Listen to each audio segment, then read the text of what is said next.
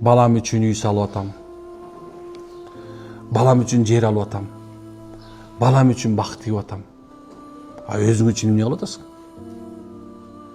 Өзүң үчүн намаз оку, өзүң үчүн зекет бер, өзүң үчүн садака кыл, өзүң үчүн мечит кур, өзүң үчүн жол кур, өзүң үчүн бак тиг.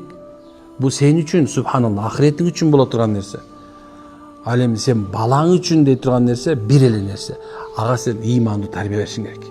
Эгерде балаң сенин аркаңан дуа кылып, "Я Алла, атамдын күнөөсүн кечир, энемдин күнөөсүн кечир" деген бала калган болсо, анда сен чындап өзүң үчүн бир нерсе кылган болуп эсептелесиң.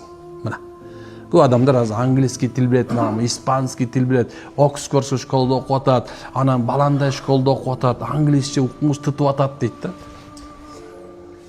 Бирок субханалла, ассаламу алейкум деп салам берген билбейт. Эми ассаламу алейкум деп салам бербеген балаң кантип сени кабырга кирген сен аркан кантип салам берет?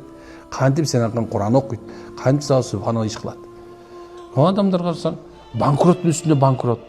Намаз жок банкрот, баласы тарбиясы өсүп калган банкрот, кызы тарбиясы өсүп калган банкрот, тууганына катышкан эмес банкрот субханалла, ата-энесине жакшылык кыла эмес банкрот субханалла.